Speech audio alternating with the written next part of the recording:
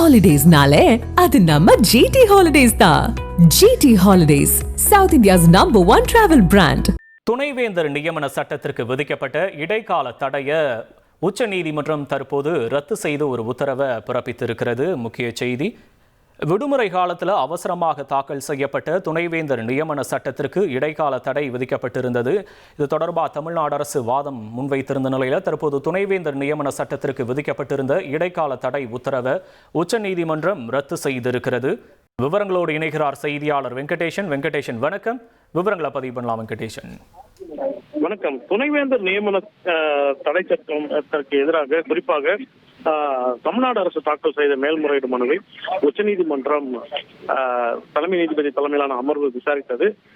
தமிழகத்தில் உள்ள பல்கலைக்கழகங்களுக்கு துணைவேந்தர்களை நியமிக்கும் அதிகாரத்தை மாநில அரசுக்கு வழங்கி தமிழக அரசு நிறைவேற்றிய சட்டத்திற்கு உச்சநீதிமன்றம் சிறப்பு அதிகாரம் பயன்படுத்தி ஒரு ஒப்புதலை அளித்தது. இதையடுத்துதான் துணைவேந்தர்கள் நியமனம் தொடர்பான சட்டங்களை அரசிதழில் வெளியிட்டு தமிழக அரசு இந்த சட்டத்தை எதிர்த்து திருநெல்வேலியைச் சேர்ந்த வெங்கடாச்சலபதி என்பவர் சென்னை உயர்நீதிமன்றத்தில் ஒரு வழக்கை தாக்கல் செய்திருந்தார். இந்த வழக்கை விசாரித்த சென்னை உயர்நீதிமன்றம் துணைவேந்தர்களை நியமிக்கும் அந்த வேந்தரின் அதிகாரத்தை அரசுக்கு வழங்கி நிறைவேற்றப்பட்ட சட்டப்பிரிவுகளுக்கு கடந்த செப்டம்பரில் ஒரு இடைக்கால தடை என்பது விதிக்கப்பட்டது. இதனிடையே இந்த பல்கலைக்கழகங்களுக்கு துணைவேந்தர்களை நியமிக்கும் அதிகாரத்தை மாநில அரசுக்கு வழங்கும் சட்டப்பிரிவை எதிர்த்த மனுவை உச்சநீதிமன்றத்திற்கு மாற்ற கோரியும் அந்த தடையை எதிர்த்தும் தாக்கல் செய்த மனுவை உச்சநீதிமன்ற தலைமை நீதிபதி தலைமையிலான அமர்வு விசாரித்தது.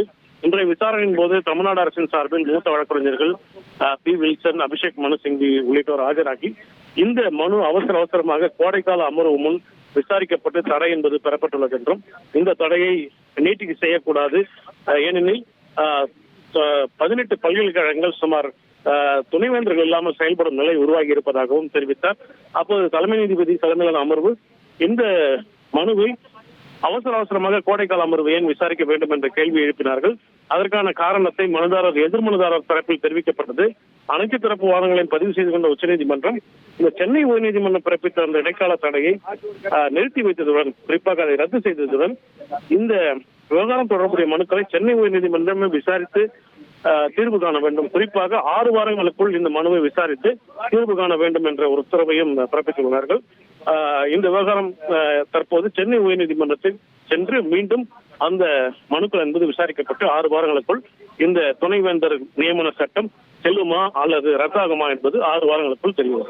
உங்களுடைய விவரங்களுக்கு நன்றி வெங்கடேசன். ஹாலிடேஸ்னாலே அது நம்ம ஜிடி ஹாலிடேஸ் தான்.